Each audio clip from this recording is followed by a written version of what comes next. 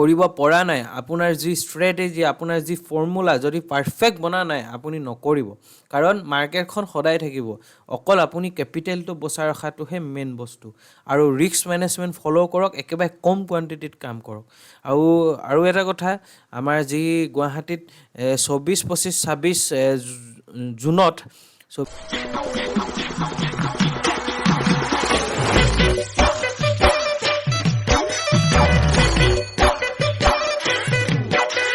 নমস্কাৰ বন্ধুসকল, জংকি ট্ৰেডাৰ চেনেলটোলৈ আপোনালোক সকলোকে স্বাগতম জনালোঁ। আজি 6 তাৰিখ 6 মাহ 2023 চন। যোৱা কেইবাদিনো ধৰি মই আপোনালোকক ভিডিঅ' দিব পৰা নাছিলোঁ। মই যিহেতু এটা বেমাৰত মই প্ৰায় অসুস্থ হৈ আছিলোঁ। মই অসুস্থ হৈ থকাৰ বাবে মই আপোনালোকৰ মাজলৈ আহিব পৰা নাছিলোঁ। আৰু যোৱাকালি ৰাতিয়ে মই আপোনালোকক আজি ট্ৰেডিং কৰিম বুলিয়ে যোৱাকালি ৰাতি আপোনালোকক ছাপৰ্ট ৰেজিষ্টেঞ্চ মই এইদৰে ড্ৰ কৰিলোঁ। আৰু আপোনালোকে দেখিলে মই যিদৰে ছাপৰ্ট ৰেজিষ্টেঞ্চ ড্ৰ কৰিছিলোঁ, তাক খুব সেই ধৰণৰেই মাৰ্কেটে ৰেচপেক্ট কৰিলে। মাৰ্কেটে শ্লাইড গেপ আপ খুলিলে। গেপ আপ খুলি এই যি ছাপৰ্ট, মই এই ছাপৰ্টটো ভাঙিব নোৱাৰি পুনৰ মাৰ্কেটখন ওপৰলৈ গ'ল, আকৌ পুনৰ অকণমান ব্ৰেকআউট দিয়াৰ দৰে ব্ৰেকআউট দিছিলে, কিন্তু ফেক ব্ৰেকআউট দিলে। তাৰপিছত পুনৰ মাৰ্কেটে একেবাৰে শেষত এটা মুভমেণ্ট দিলে। এতিয়া কথাটো হ'ল যে আজি দুদিনৰ পৰা মাৰ্কেটে এনেকুৱা কিয় কৰি আছে বা কি হৈ আছে?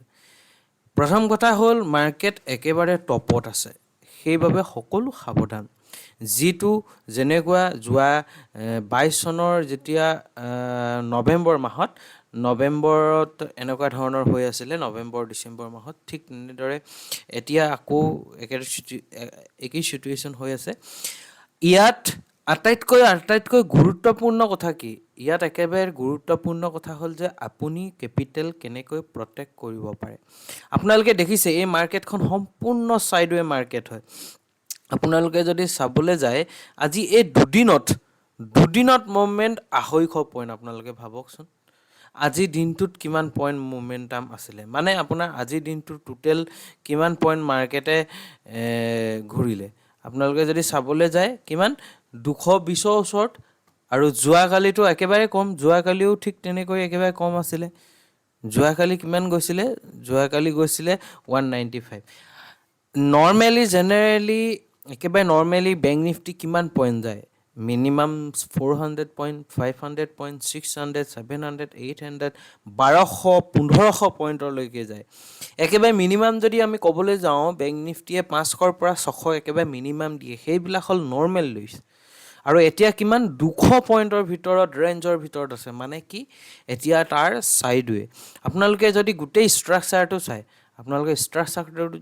যদি গোটেইটো চায়, তেতিয়া ধৰিব পাৰিব যে মাৰ্কেটৰ এতিয়া চিটুৱেশ্যন বা বৰ্তমান মাৰ্কেট কেনেকুৱা ধৰণৰ হৈ আছে।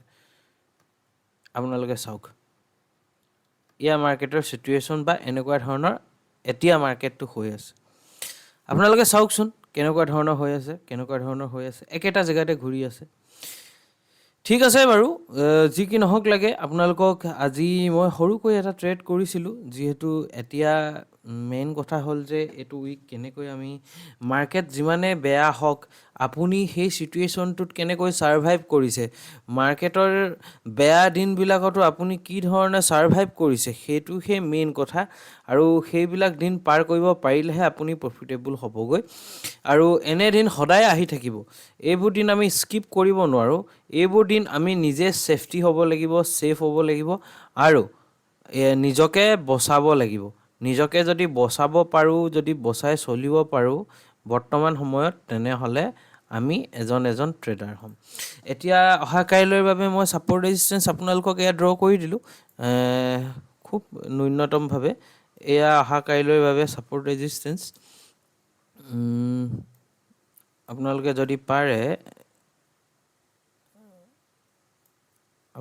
যদি পাৰে ইয়াৰ স্ক্ৰীনশ্বট এটা মাৰি ল'ব। এনেকৈ ধৰণে হয় অহা কাইলৈৰ বাবে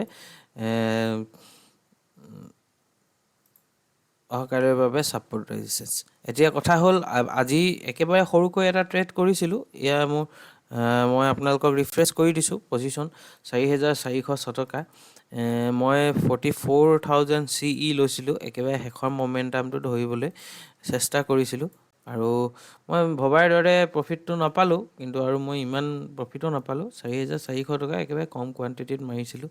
আৰু মোৰ যদি ফাণ্ড ক'বলৈ যাওঁ, ফাণ্ড বৰ্তমান ইমানটো আছে। কালি কপি ট্ৰেডাৰটো কাটি দিলে আৰু এনেধৰণে হ'ল। আৰু আপোনালোকক দেখাই যাম, মই উইড্ৰটো একেবাৰে মাৰি থাকোঁ আৰু পজিশ্যনটো এনেকুৱা ধৰণৰ। মানে আজি জাষ্ট এটা আৰু মোৰ প্ৰফিট গ্ৰীণ হৈছে আৰু অহা কাইলৈ ট্ৰেড কৰিম, যদিহে মই প্ৰপাৰ ছেটআপ পাওঁ, প্ৰপাৰ ফৰ্মুলা পাওঁ আৰু একেবাৰে ভাবি চিন্তিহে ট্ৰেড কৰিব। বৰ্তমান সময়ত মাৰ্কেটৰ চেণ্টিমেণ্ট একো ধৰিব পৰা নাই। একৰ্ডিং টু ডাটা মাৰ্কেটখন একেবাৰে ছাইডৱে হ'ব বুলি কৈ আছে ডাটাই।